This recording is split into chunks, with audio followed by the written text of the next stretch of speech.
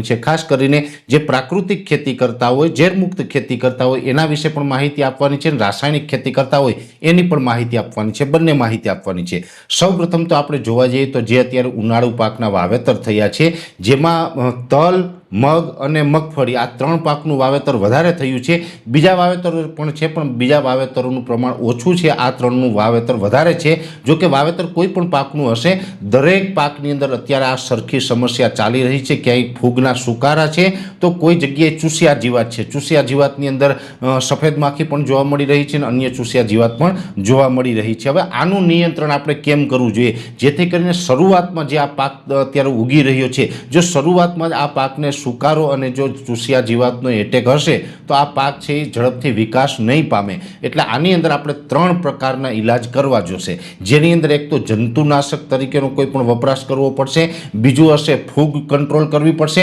અને ત્રીજું આપણે વિકાસ માટે સારો ઈલાજ કરવો જોઈએ। હવે આ ત્રણેયની અંદર સૌપ્રથમ તો આપણે પ્રાકૃતિક ખેતી કરતા હોય કે ઝેરમુક્ત ખેતી કરતા હોય એની વાત લઈ લઈએ। જો પહેલી વાત તો એ છે કે ઘણી વખત આપણે ફૂગનાશક તરીકે ચોમાસું હોય કે શિયાળો હોય ત્યારે આપણે સુડોમોનાસ છે અથવા તો જે ટ્રાઇકોડર્મા છે બેક્ટેરિયાનો વપરાશ કરતા હોય, પણ ઉનાળા દરમિયાન આપણે એ નથી કરી શકતા, કેમ કે અત્યારે તાપમાન છે 30 ડિગ્રી કરતાં વધારે હોય, એટલે ઊંચું તાપમાન હોય ત્યારે આપણે બેક્ટેરિયાનો વપરાશ ન કરી શકીએ અને માની લઈએ કે કરીએ છીએ તો એનું પરિણામ પણ ન મળે। એટલે અત્યારે આપણે કોઈ પણ જૈવિક ઇલાજ એટલે કે બેક્ટેરિયાનો વપરાશ ન કરવો, પણ જો આપણે ઝેરમુક્ત ખેતી કરતા હોય તો ખાસ કરીને ફૂગનાશક તરીકે છાશ અને ગૌમૂત્રનો વપરાશ કરવો જોઈએ। છાશ છે ઓછામાં ઓછી 2 મહિના જૂની અને વધારેમાં વધારે 9 મહિના જૂની હોવી જોઈએ। ગૌમૂત્ર તાજું પણ ચાલે ને થોડુંક જૂનું પણ ચાલે, ગૌમૂત્રની કોઈ એક્સપાયરી ડેટ હોતી નથી।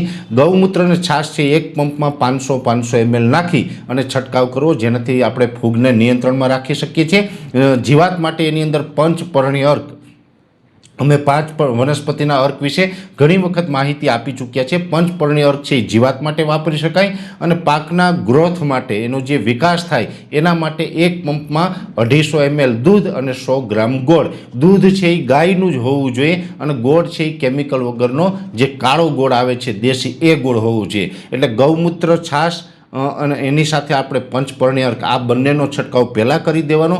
દૂધ અને ગોળનો છંટકાવ છે 2-4 દિવસ જવા દેવાના, પાછળથી કરવાનો। આ રીતે આપણે ઝેરમુક્ત ખેતી કરતા હોય, ઓર્ગેનિક ખેતી કરતા હોય તો એની અંદર આપણે આ રીતનો ઈલાજ કરી શકીએ છીએ।